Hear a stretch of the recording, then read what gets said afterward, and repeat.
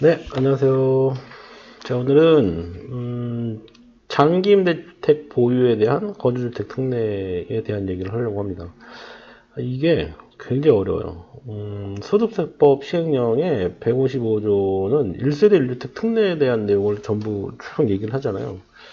뭐 예를 들어서 사고 나서 거주주택이 있는데 뭐 하나 샀다. 그러면 그 앞에 거를 언제 팔 때는 뭐 일시적 2주택으로 보고 뭐 비과세 해준다든지 뭐 기타 등등 뭐 신원, 동거동양 쭉 나오잖아요. 근데 그 맨 마지막에 여기 지금 20항이거든요. 20항 잠깐 좀 볼게요.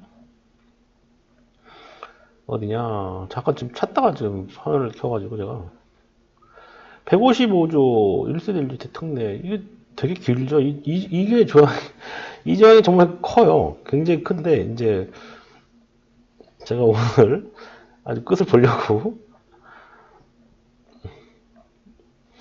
요거를 얘기하려고 하는 겁니다. 요거 20항 임대주택에 관한 특별법에 따른 임대사업자 등록 신청을 한 주택을 한정하며, 우리 지금 얘기하려고 하는 건 임대주택, 지금 제가 얘기하는 게 장기 임대주택 보유에 따른 거주주택의 특례가 무엇이냐라는 얘기를 할 때는 관청에다가 임대 등록을 한 주택을 얘기하는 겁니다. 그러니까 민간 임대주택에 관한 특별법에 따른 임대사업자 등록 신청을 한 주택에 한정하며 라는 얘기가 그 얘기예요. 이 집을 이 주택을 이 주택에 대해서 이제 그 운영을 하거나 운영하면 쭉 운영을 하다가 자동 말소가 될 수도 있고 자동 말소가 안 될 수도 있고 중간에 거주주택을 어떻게 양도하는 경우도 있고 안 파는 경우도 있고 다 임대기간이 끝난 다음에 거주주택을 팔 수도 있고 아니면 반대로 장기 임대주택을 먼저 팔 수도 있고 다양하잖아요. 이거를 세 가지로 압축을 해서 법은 쓰고 있어요. 그거를 얘기하려고 하는 겁니다. 이거 사실 공인중개사 공부할 때 이 공부를 하지 않습니다. 예, 무슨 얘기냐면 민간임대주택에 관한 특별법은 물론 이제 소득세법 같은 경우는 공부를 하죠. 근데 이제 민간임대주택에 관한 특별법은 그 시험 대상이 없어요. 공인중개사에. 그러다 보니까 민간임대주택에 관한 특별법을 그 소위 분양을 좀 오래 하거나 그런 사람들한테 많이 좀 듣기도 하고 그렇게 많이 하거든요. 근데 저 같은 경우는 예전에 이제 시험 끝나고 이거를 좀 집중적으로 사실 좀 봤어요. 왜냐면 이게 저는 좀 재밌더라고요. 그래서 이제 비과세 혜택이 어떤 거가 있고 나라에서 어떤 혜택을 주고 있는지 이런 것들을 좀 공부를 하면 향후에 사람들한테 설명할 때 좀 더 유리하겠구나 하는 생각을 항상 갖고 있었거든요. 그러다 보니까 이거를 하게 된 거예요. 오늘은 이 얘기를 하려고 일부러 야간에 지금 촬영을 하고 있습니다. 낮 시간대 촬영을 못해요. 그러다 보니까 이제 지금 조금 목소리가 잠겨 있습니다. 참고로 이해해 주시기 바라고. 자, 장기 임대주택의 보유에 대한 그 거주주택의 특례라는 건 제가 다시 설명드리지만 특례 요건이 세 가지로 이제 구분된다고 보시면 돼요. 자, 어떤 얘기냐? 장기 임대주택의 임대 기간을 충족한 후 거주주택을 먼저 양도하는 경우. 이거 그림으로 잠깐 볼게요. 제가 그림을 만들어놨는데 이렇게 지금 임대주택이 있죠? 그 다음에 잠깐 이거 화면 잠깐 키울게요. 네. 자, 여기 임대주택이 있죠? 그 다음에 거주주택이 있고 여기 지금 착한 임대인이 있습니다. 그러니까 이거를 먼저 살 수도 있고 그러니까 임대주택을 먼저 살 수도 있고 거주주택을 먼저 살 수도 있잖아요. 그렇죠? 거주주택을 먼저 산 다음에 중간에 임대주택을 사고 나서 나중에 요건을 다 맞춘 다음에 거주주택을 팔 수도 있고 이러한 거에 대한 내용을 오늘 정리를 하려고 하는 겁니다. 자, 첫 번째, 그 장기 임대주택의 임대 기간을 요건을 충족한 다음에 거주주택을 양도하는 경우에요. 그림은 어떻게 되어 있냐면, 그림도 한번 볼까요? 거주주택의 비과세 요건과 장기 임대주택에 대한 그 비과세 요건들은 뭐 기본이죠. 계속 설명을 드렸으니까. 거주주택은 주택한 다음에 보유기간 중에 거주한 기간이 2년 이상이어야 된다. 그렇죠? 조정대상 지역 안에 있을 때. 거주주택 2년 보유하면 그건 1세대 1주택 비과세 요건이 된다. 그 얘기고. 장기 임대주택의 비과세 요건은 사업자 등록하고 장기 임대주택을 민간임대주택법에 따라서 민간임대주택법이 아니라 민간임대주택법에 관한 특별법에 따라서 임대 등록하고 임대료 징액 상한율 초과하지 않아야 된다. 뭐, 그 다음에 1년 이내에 징액하지 말아야 되고, 보증금 뭐 이런 것들에 대해서 이제 그 보증서를 발급해 줘야 되고, 뭐 이런 것들에 대한 내용을 다 지킨 집들을 장기 임대주택이라고 보통 표현을 하죠. 자, 그래서 이런 겁니다. 장기 임대주택과 그 밖에 한 주택, 이거 거주주택이에요. 거주주택을 국내에 소유하는 1세대가 일정한 요건을 충족하면 거주주택을 양도하는 경우 생애 한 차례에 한해서요. 중요한 게 생애 한 차례에 한해서만 거주주택을 최초로 양도하는 경우에 한정해서 국내 한 주택을 소유하는 것으로 보고 그냥 비과세 적용한다. 이게 법에 적혀 있어요. 아까 그 소득세법 시행령 그 안에 적혀 있는 거예요. 너무 길고 복잡하기 때문에 정리를 하는 겁니다. 자, 그 다음에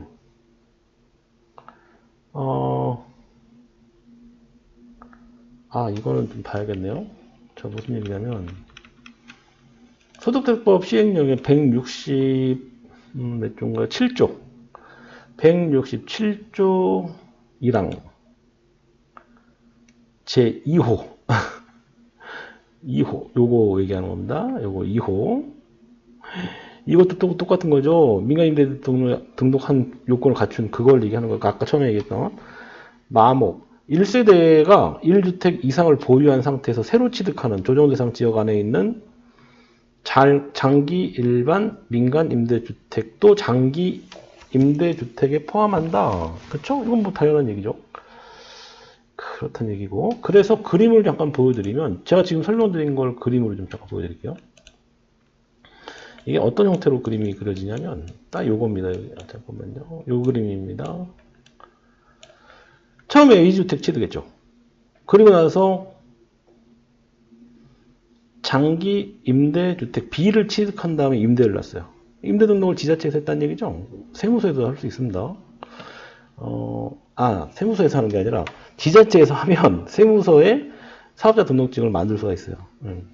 요즘 그렇게 돼 있더라고요. 예전에 따로따로 했었는데 자 그렇게 되고 그리고 나서 2년 이상 거주한 첫 번째 A주택을 양도한다. 그러면 2년 이상 거주했다 그랬죠. 이럴 때 양도세 비과세다. 그러니까 첫 번째 거주주택을 할 때 비과세 된다. 이렇게 보시면 되는 거예요. 첫 번째 그림이 그 그림입니다. 자, 그 다음에 장기 임대? 왜 자꾸 일반이라고 하는지 모르겠어요. 장기 임대 주택이 등록 말소된 이후 거주주택을 양도하는 경우. 이 그림은 이 그림이에요, 이 그림. 자, 이런 경우는 167조의 3의 1, 2의 감옥, 다목에 해당하는 어느 하나에 해당하여라고 되어 있잖아요. 이것도 다시 소득세법 시행령 잠깐 볼게요. 어떻게 되어 있냐. 이게 참 이것저것 왔다 갔다 해야 되니까 130 이거죠, 이거. 예, 여기 이제 1세대 3주택 이상에 해당하는 주택으로서 쭉 나오는데 감옥부터 감옥 및 다목, 마목에 해당한다 이거예요. 어디 있나요? 여기, 요거. 그죠? 민간 임대주택 안에 들어간다는 얘기를 하고 있는 것 같아요. 그 다음에 다목. 똑같죠? 이거는 그 사이즈를 얘기해요.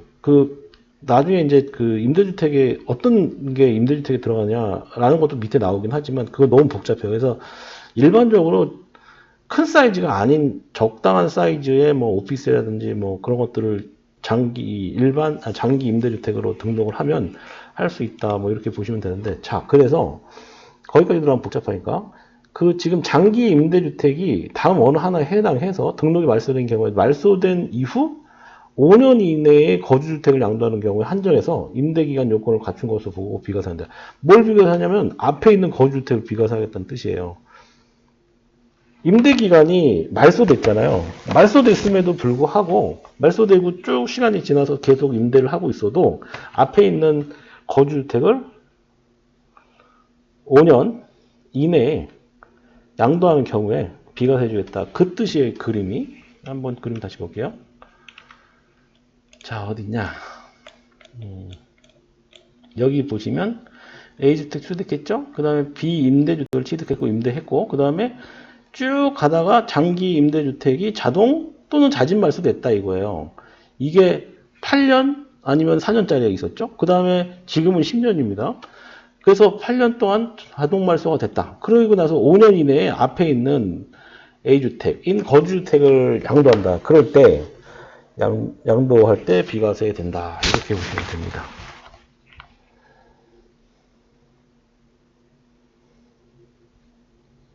자, 이제 두 번째까지 설명을 드렸고, 이제 나머지 세 번째. 이 내용이 좀 어렵죠?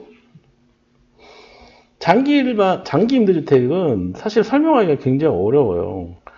일단 소득세법의 그 155조를 그 100% 이해를 해야 되거든요. 이거 설명을 다 하려면. 그렇기 때문에 지금, 그리고 또 이런 설명을 하다 보면 좀 딱딱해질 수밖에 없잖아요. 저희 손님한테도 이런 설명을 제가 드리거든요. 오시는 분들한테 설명을 드리는데 굉장히 어려워하십니다. 네.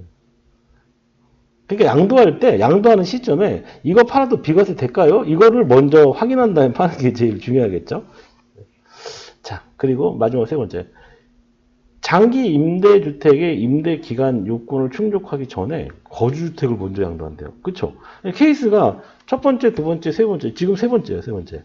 이것도 그림을 좀 보여드리면, 그림이 어디 있나요? 자, 그림이, 어떻게 되어 있냐. 아, 그림이 이거예요, 이거. 자, 처음에 A주택 취득했어요. 그 다음에 장기 임대주택 B를 취득했어요. 근데 임대 의무 기간이 충족되기 전에 거주주택을 먼저 양도했대요. 이럴 때 비과세 될까요? 비과세 됩니다. 신기하죠? 비과세 돼요. 그런데 임대 의무 기간을 사후 관리합니다.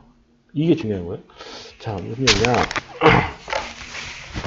장기 임대주택의 임대기간 요건을 충족하기 전에 거주주택을 먼저 양도하는 경우에도 비과세는 적용받을 수 있으나 비과세를 적용받은 후에 임대기간 요건을 충족하기 못하잖아요. 그러니까 예를 들어서 장기 임대주택을 그 기간을 다 채우지 못했단 말이에요. 예를 들어서 그럴 때 어떻게 되냐? 양도세 내야 된다. 그 얘기입니다.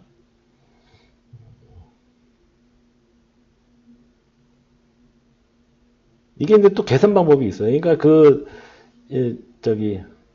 이거는 이거예요. 장기 임대주택의 임대 의무 호수를 임대하지 않은 기간에 6개월이 지난 날 경우를 포함한 거예요. 이거 임대를 꼭 하게 된다는 얘기죠. 그 사유가 발생한 날이 속하는 날의 말일로부터 2개월 이내에 양도세 신고 납부해야 됩니다. 어렵죠? 그러니까 앞에 거주주택을 먼저 팔 수는 있지만 나중에 장기 임대주택을 소위 임대 의무 기간을 못 채운 상태에서 그거를 양도하거나 이렇게 하게 된다 그러면 앞에 거 팔았던 거주주택에 대한 양도세를 다시 내야 된다. 이게 소위 이제 갑자기 뭐가 날라와요 라는 거에 대한 내용이라고 보시면 될 것 같아요. 장기 임대주택의 범위는 굉장히 많죠. 취득 당시에 임대주택에 관한 매입 임대주택 예를 들어서 그런 거예요. 그럼 취득 당시 기준시가 3억 원 이하여야 된다. 그 다음에 연면제곱 몇 제곱미터 이하여야 된다. 쭉 이런 내용들. 미분양 주택은 또 몇 제곱미터 이하여야 되고 이런 것들이 쭉 나오는데 어려워요. 그냥 우리가 가장 많이 일반적으로 많이 얘기할 수 있는 것들이 이거예요. 장기 일반 민간 매입 임대주택이라는 건 10년 이상 임대한 주택을 의미하는 거예요. 그래서 임대 개시일 당시 기준시가 6억 원 이하, 수도권 박은 3억 원 이하. 그 다음에 임대보증료나 임대중과리 5% 이하여야 된다라는 거. 이런 것들이 이제 장기 일반 들어간다는 그런 뜻입니다. 이런 부분들까지 다 알려면 어렵죠. 근데 지금 제가 얘기했던 세 가지, 지금 처음에 설명드렸던 거주주택하고 장기 임대주택이 있을 때 요거 도중에 파는 경우, 요거 다 끝난 다음에 파는 경우, 얘를 파는 경우, 그 다음에 거주주택을 파는 경우 다 다르잖아요. 그러니까 이런 것들이 좀 내용이 좀 제가 지금 설명드리려고 했던 부분들이 어떤 거를 파냐에 따라서 비과세가 되고 언제 팔아야 되냐도 또 비과세가 된다 안 된다잖아요. 예를 들어서 장기 일반 이게 또 핵심이 뭐냐면 그런 거예요. 장기 임대주택이 말소됐단 말이에요. 자동 말소됐어요. 그러면 5년 안에 거주주택 팔아야 되죠.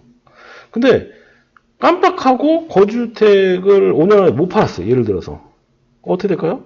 거주주택은 과세됩니다. 장기 임대주택을 계속 임대를 하고 있잖아요. 그러면 5년이 지났잖아요. 근데 거주주택을 판대. 이럴 땐 과세됩니다. 이럴 때는 어떻게 되냐.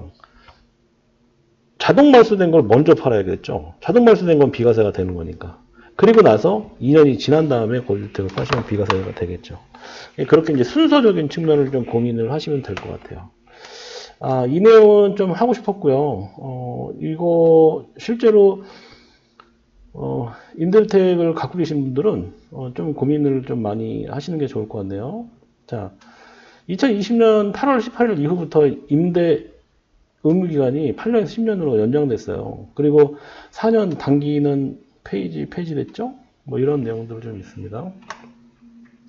장기 임대 같은 경우도 장기 일반 민간임대주택 8년짜리는 유지하고 있지만 아파트는 폐지됐고요.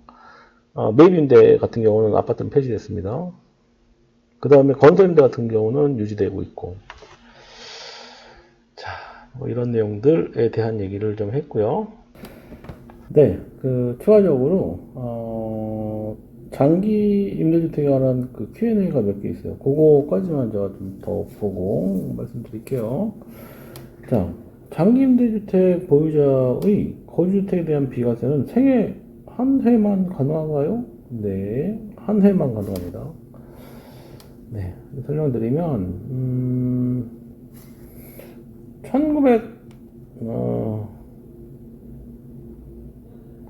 2019년 2월 10일 날 거주하고 있는 주택이나 2019년 2월 12일 전에 매매계약을 체결하고 계약까지 납입한 신규주택은 비과세를 적용합니다. 그런 게 중요한 거예요.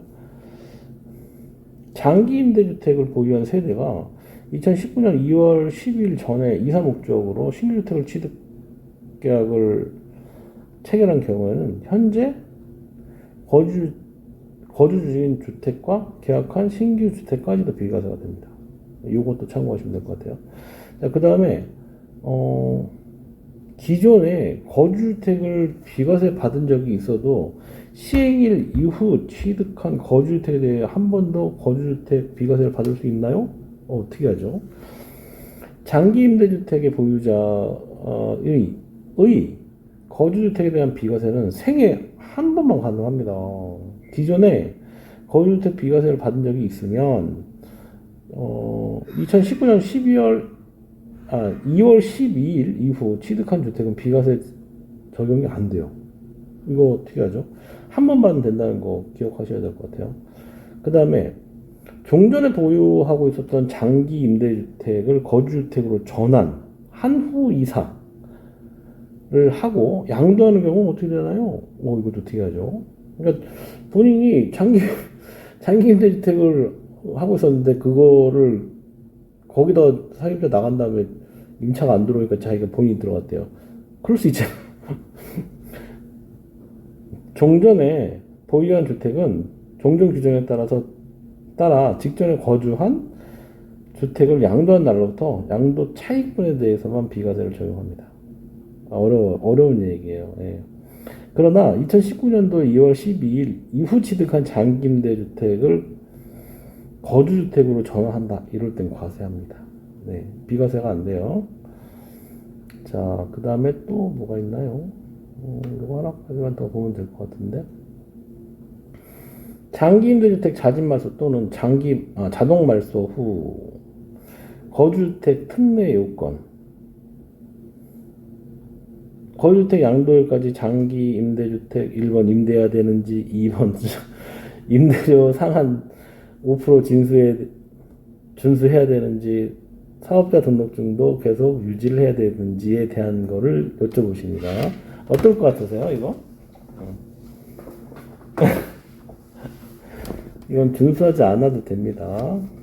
장기 임대주택이 자진 말소 또는 자동 말소된 이후에 특례 요건은 준수하지 않아도 5년 이내 거주주택을 양도하는 경우에 1세대 1주택 혜택 비과세 받을 수 있습니다. 네. 자, 오늘은 Q&A까지 설명을 드렸습니다.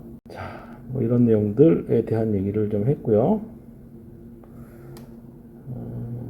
제가 지금 거주주택에 대한 비과세 적용 여부에 대한 거는 방금 전에 세 가지를 정리를 해드린 거 있잖아요. 그것만, 일반인들은 그것만 기억하시면 될 것 같고요.